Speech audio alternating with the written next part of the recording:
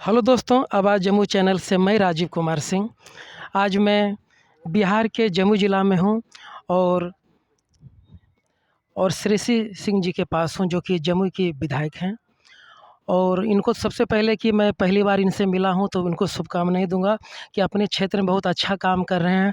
और अगर इनसे मुलाकात अगर कोई भी जनता करने आते हैं, अगर दीदी नहीं मिलती है, तो समझ जाइए कि वो फील्ड में है और कुछ कर रही है, मतलब किन्हीं का भलाई कर रही हैं। तो सबसे पहले दीदी, आप मतलब कि नए साल का शुभकामनाएँ दीजिए और कुछ मतलब कि जनता के बारे में बोलिए कि नया साल में कुछ विशेष क्या होने वाला है?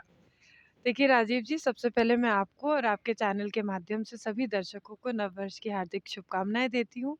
ये आशा और उम्मीद रखती हूँ कि भगवान हम सबके ऊपर अपना आशीर्वाद बनाएँ और लाइफ में हम जिस भी पथ पर आगे बढ़ना चाहते हैं, सक्सेसफुल बनना चाहते हैं, हम उस पथ पर आगे चलें, मेहनत करें और सक्सेसफुल बनें।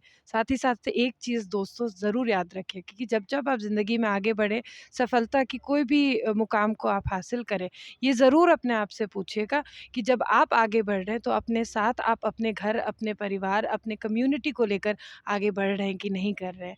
मैं अंतर्राष्ट्रीय स्तर पर निशानेबाज़ी खेलने के बाद भी जब मुझे राजनीति में अपना पहला कदम रखने के लिए मिला, तो सबसे पहले मैंने अपने घर से अपनी राजनीति में कदम रखा, क्योंकि मुझे लगता है कि यहाँ के लोगों को का सेवा करने का अवसर मुझे मिला और मैं चाहती थी कि सिर्फ़ व्यक्तिगत रूप से मैं आगे नहीं बढ़ूँ, लेकिन जब मैं आगे बढ़ूँ तो मेरे साथ-साथ मेरा घर, मेरा ज़िला, मेरा बिहार भी मेरे साथ आगे बढ़े।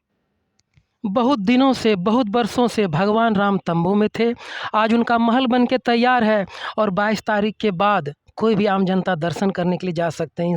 इस पर विषय पर 2 शब्द आप बोलिए। देखिए ये मेरे और मुझे लगता है कि आपके भी उम्र से बहुत पहले की बात है। लगभग 500 साल का लंबा ये संघर्ष चला। जब सनातन धर्म के लोग एक तरीके से रूठ गए थे, रूठ गए थे और लग रहा था कि ये जो रामलला का मंदिर है, ये कभी हम लोगों के आँख के सामने बन के तैयार नहीं होगा। लेकिन देखिए मुझे लगता है कि भगवान के लिए घर बनाने वाले हम लोग कौन होते हैं? भगवान ने ही इतनी शक्ति दी, इतनी सद्बुद्धि दी कि जब भारतीय जनता पार्टी की सरकार बनी, जब आदरणीय प्रधानमंत्री नरेंद्र भाई मोदी प्राइम मिनिस्टर की कुर्सी पे बैठे, तो अनेकों विकास के कार्य के साथ-साथ सनातन धर्म का रक्षा करना, सनातन धर्म को पुनः स्थापित करना, जिससे कि लोगों के बीच में वो उत्साह भी बने रहे और अपने धर्म को फ़ॉलो करने का दिल होता है, वो भी दिखे और मुझे लगता है कि ये सब काम उनके हाथों से ही होना, तो ये कहीं न कहीं राम भगवान भी बोले थे। संपूर्ण भारत में 22 तारीख को दीपावली मनाया जाएगा और आपके क्षेत्र में भी, जैसे कि मलयपुर काली मंदिर हो गया, मतलब भी मार्ट के पास वो बाबू टोला है, मेसोड़ी में, वहाँ पर मतलब जहाँ-जहाँ राम दरबार है, विशेष रूप से दीपावली मनाया जाएगा। जैसे कि उस पर कुछ बोलिए आप। आगामी 22 जनवरी को प्राण प्रतिष्ठा राम मंदिर का अयोध्या में हो रहा है। इस अ, राम मंदिर का जो प्राण प्रतिष्ठा के उत्साह में हम लोग दीपोत्सव बना रहे हैं। जैसा कि आपने कहा कि आपके मीडिया के माध्यम से भी हम ये उम्मीद करते हैं कि लोग 22 तारीख को अपने घर में राम मंदिर का दिया जलाएँगे और यहीं से अयोध्या में राम जी की प्रार्थना करेंगे। और हर्षोल्लास के साथ हम लोग ये कार्यक्रम मना रहे हैं। जैसा आपने कहा कि जमुई में अनेकों मंदिर में ये कार्यक्रम किया जाएगा दीपोत्सव का। साथ ही साथ पत्नेश्वर पे हम लोग सब लोग साथ में रहेंगे, जहाँ पे लाइव प्रसारण हम लोग प्राण प्रतिष्ठा का देखेंगे। आपके क्षेत्र में कोई इस नया साल क्या फैक्ट्री खुलने वाला है? किस तरह की फैक्ट्री?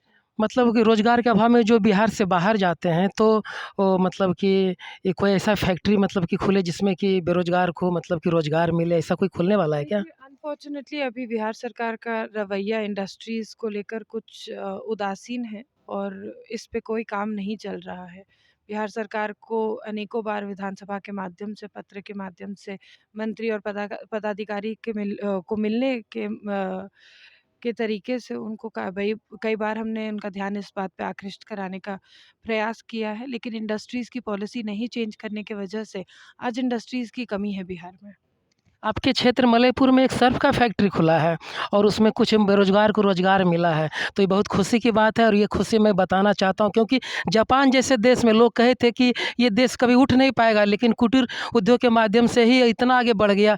तो आपके क्षेत्र में एक मलयपुर में सर्फ़ की फैक्ट्री खुली है और इसी प्रकार नहीं होता है, तो कुटीर उद्योग भी इतना आप बढ़वा दें कि लोगों का मतलब कि रोज़गार मिल जाए। इस पे कुछ बोलिए? निश्चित रूप से देखिए प्रधानमंत्री जी की बहुत सी योजनाएँ हैं जो आज बिहार के जो युवा हैं ख़ास तौर से उनको इस तरह का उद्योग लगाने में सहायता कर रही है।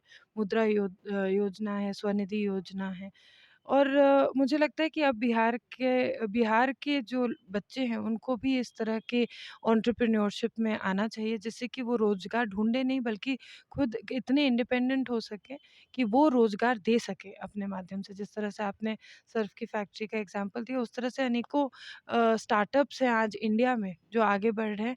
मैं बिहार के युवाओं से ये कहूँगी, युवतियों से ये कहूँगी कि वो भी प्रधानमंत्री जी की जो स्कीम्स हैं मुद्रा योजना, स्वनिधि योजना, इनका लाभ लें और अपना कुछ छोटा व्यवसाय खड़ा करने का, स्टार्टअप शुरू करने का एक अच्छा अवसर भी है और शुरू करने का उनको प्रयास करना चाहिए। जम्मू को लोग नक्सल प्रभावित क्षेत्र कहते हैं, लेकिन मतलब कि इस प्रकार के नक्सली को मतलब हिंसा को हिंसा से नहीं, रोज़गार दे के ख़त्म किया जा सकता है। इस पे कुछ बोलिए?